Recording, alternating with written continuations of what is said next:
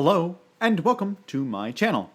My name is Jonathan Cohn, and today I'll be providing my book review of the book Death Masks by Jim Butcher, the fifth book in the Dresden Files. So far, I have read 5 books in the Dresden Files series. I read the first book and the second book in 2019. The first book, Stormfront, and the second book is Full Moon. I thought that Stormfront was a fine, pulpy book, but it was fine. It didn't grab me particularly.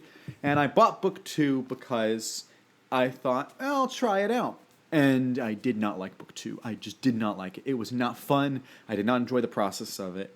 I did not like book 2. So I put it down for about 2 years. For about 2 years, I just didn't buy any Dresden, didn't read any Dresden, just left it alone.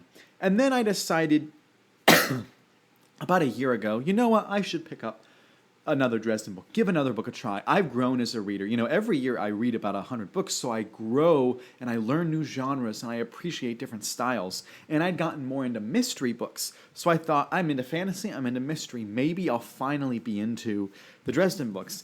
And I read Grave Peril, and boy am I glad that I read Grave Peril, because I loved it. I thought it was a great book. There were still some things that I didn't like about it, but overall it had some of my favorite characters yet, had some of my favorite action, had some of my favorite moments. So I really loved it. So earlier this year, I read the book Summer Night. And I actually think I read it near the summer, so that's kind of funny. I did not like it as much as I liked Grave Peril, but I still thought it was an excellent book. And it was a lot of fun to read, and I was like, I need to read more.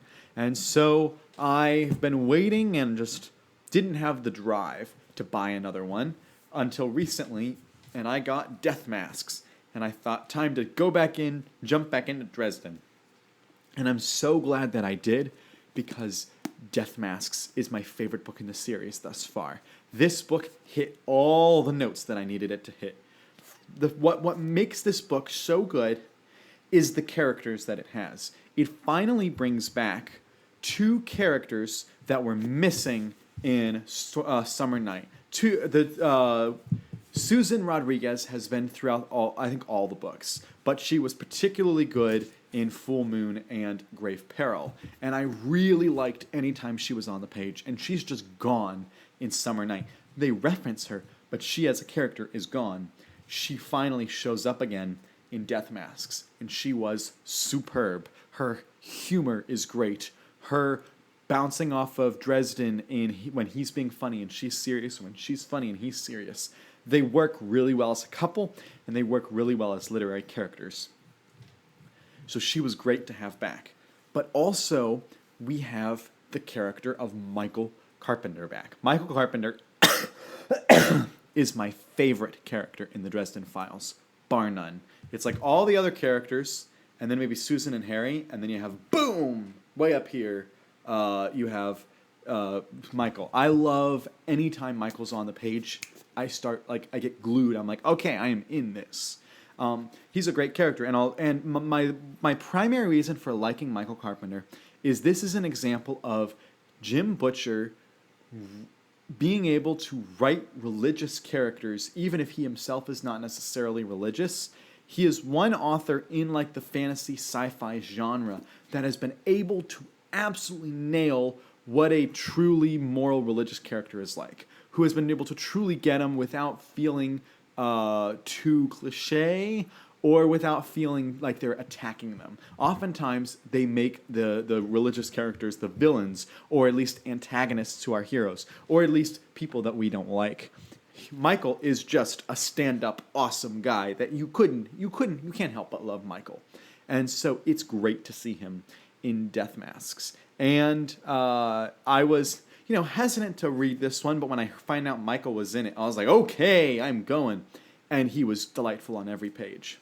Likewise, Michael's family makes an appearance, which is a lot of fun, particularly his wife, Charity. I would say, despite how few scenes Charity has in this book, Charity Carpenter was the standout character for me because she portrays a very different type of Christian. She portrays very much what I'd call the mama bear Christian, which is she has all the religious beliefs and convictions as Michael does, whereas Michael is he has his beliefs and convictions, but he also has this sense of duty of doing the right thing. Charity has all these beliefs and convictions, but she also has this sense of, I need to protect the family because she's afraid for her children and she's afraid for her husband. And so they're able to present two characters with very similar belief systems, but yet have totally different ways of expressing those belief systems. And there's a scene in here where Charity is asked to do something, and she does not want to do it, but she does it because her Christian beliefs require her to. And I just loved the way that that was portrayed. And I loved the way she argued and disagreed with Harry Dresden all the time. I thought all of that was wonderful. I thought the way that she interacted with her kids was good, but particularly her and Dresden, when they were sparring on screen, it was great. We also have some other things about the book that I think are really good, not just the characters. I think that the mystery is probably the best in this book, and also the action is the best in this book. So this book's just nailing everything it needs to nail. This book, I think, is the right length for the speed of the book. I would have liked to have had a little bit bigger of an ending. I feel like he kind of tapered it. He didn't want to go too big. And also, he is more interested in writing more melancholy endings than I would prefer. I would prefer the big, happy, yeah endings. And instead, he has the aw endings. And so that's not necessarily the best part of the book. But it's just, this book does well what every other book didn't do well. I thought the villains in this book were great. There's lots of villains. And this book has two main plot lines that interweave at times, but they're overall separate. You have the one plot line that has to do with the Shroud of Turin. And the other plot line has to do with this duel that's happening. The Shroud of Turin is like the MacGuffin plot line. It's the, hey, we need to find this thing. So that's the main drive of the story, is finding out what the MacGuffin, where the MacGuffin is, where the Shroud of Turin is. And that was the most entertaining plot for me. But the duel plot was still very good. The duel has to do with, there's this big war going on between the different courts, which is still kind of hard for me to understand. I wish there was like a list at the beginning of the book that listed the courts and explained what they were. But anyway, there's this war happening between the courts, and so there's a duel. It's like a David and Goliath type. All right, you take out your champion, we'll take out our champion type thing, and we'll duel for it. And they don't get a choice. It's Dresden. Dresden has to be the one to duel, and that's just a great plot line. So overall, I thought this was a highly entertaining and successful book. It did just about everything I wanted it to, except a little bit at the end. I think that actually Butcher toned down his language. In the first few books, Dresden had enormous language problems. He kept swearing throughout, and it was so hard to read. And then he toned it down in Grave Peril because he was around Michael Moore. Not Michael Moore. He was around Michael a little bit more often. And then in Summer Night, he didn't have Michael to go off of, so he had a little bit more language, but it wasn't as much as the first couple books. And in this book, there's nearly none. There is language, but it's compared to the first book, it's like night and day, because he toned it down a lot. So I appreciate that. I will say I appreciate when authors do that. Sometimes authors just keep going down the hill, and it's just so frustrating. But no, it was nice to have a cleaner book.